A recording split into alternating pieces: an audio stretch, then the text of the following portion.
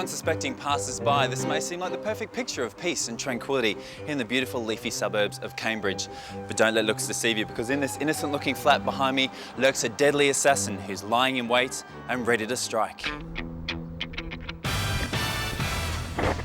This floppy-eared fiend called Nancam has been terrorising her owners day in and day out with her aggressive antics. When we first got her, Nancam was very tiny. She was very cuddly and cute. You could hold her in your hand. She was very small. She became aggressive as she grew older. I think she got more confidence and just decided to run away or leap at you with her claws. Because we can't pick her up, her claws are fairly long because we've not been able to get them clipped, so that if she does attack, it's just more likelihood that she's going to break the skin, which she does sometimes do. At the moment, if we try and take her bowl out of her cage, she'll growl and she'll probably leap at your hand. I think I've thought about rehoming Nancam more than Andy has, because I'm the one that's cleaning up all her hair. That is rabbit hair. And that gets hoovered regularly. It does tend to get in your throat and your nose. We can't brush her, so we can't get rid of all that excess hair. We do love her, and we give all this love to this pet, and she just sits there like a little furry Marlon Brando and goes, "What? I bite you? Huh." We just tend to leave her to her own devices, because if we do actually interfere, she does attack us, and that's obviously stressful for her as it's stressful for us. I would hate to think that the only way that we will have a pet that we can interact with is to wait for the one that we've got to expire. You there. Yes, you with the long ears. Step into the searchlight and put your hands up. I'm sure there's got to be something we can change that will mean that we can interact with our rabbit the way that we want to do.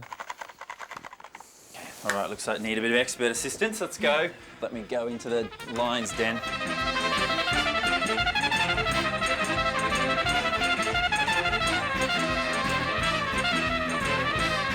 You see her? Careful. Rabbits are absolutely everywhere. We've got the beast. Okay.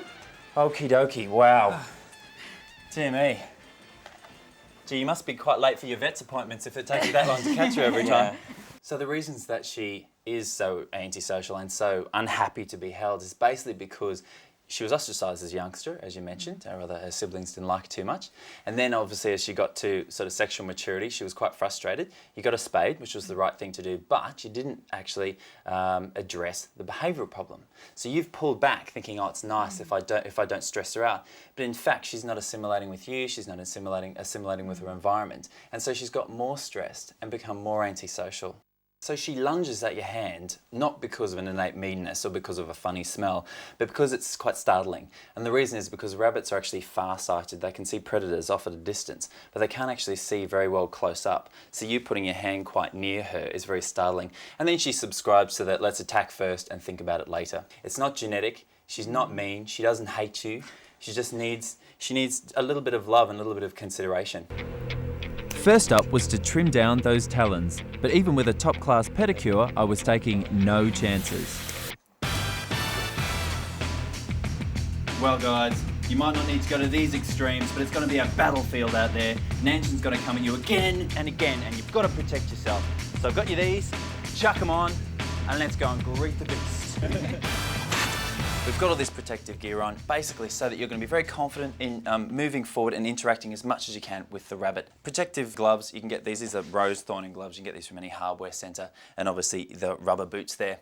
We've got her in this pen just so that she's going to be a lot more sociable now and not going to be running under the couch that you've seen her before. Now, what we need to do is to start getting her to realise that touch can actually be quite nice. I've bought loads of little long-stemmed implements that you can actually use so that you can be protected and you can touch her from a distance. There's a technique called the T-touch method, which is basically touching the rabbit and doing circular motions down their back, and supposedly that gives them sort of a sense of well-being and also just completely alters their behaviour. Now, you are an artist, Fiona. And you have given me this, which is absolutely fantastic, because what it's going to be able to do is give us nice circular motions on Nancam's head. So we'll see what we can do. It's nice circular motions. And basically what we're doing here is just make her realise that, you know, actually being touched by humans isn't so bad after all. When's the last time you actually could touch her like this? Have you ever seen her touch like this? Never. this consistently? She's never been that calm when being touched. And yet the reason is because it's non-threatening. I know before that you've used sort of similar methods to try and touch it, but what you've done wrong is you've just grabbed it first. Whereas what this is doing is just getting it to get used to slow touching. You know, like now she's sitting there going, this is actually pretty nice. The next step is to actually up the ante. And what we want to do is actually get in and try and stroke her with our hands. And then what you need to do is be great actors, okay? Everything she does is bliss, okay? She comes at you gnashing her little lovely teeth, okay, trying to rip chunks out of your legs. You have to be really positive and upbeat so she realises that approach to you only brings affection, and she will certainly slowly but surely respond, but you guys have got to really put the work in, okay? So I'll be back in a few weeks to see how you go. Good luck. Thank you. It didn't take Andy and Fiona long to realise what a huge task they had in store. Why can Scott do this when we can't? I don't know, what did he do different?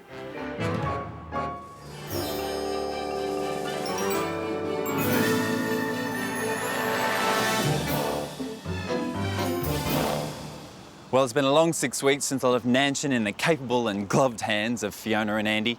But have they managed to tame the tiny tyrant at last? Or is it a case of, what's up, Doc?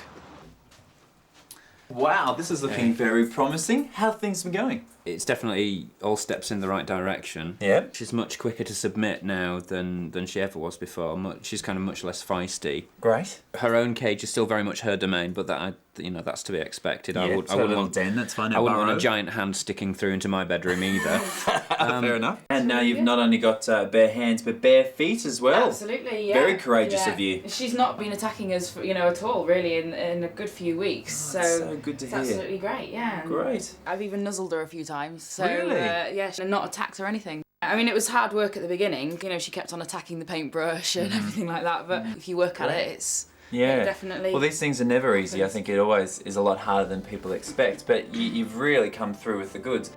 It seems that my job here is done. Well, happy bunnies all round. There you have it. So from Nancam and me, that's all, folks.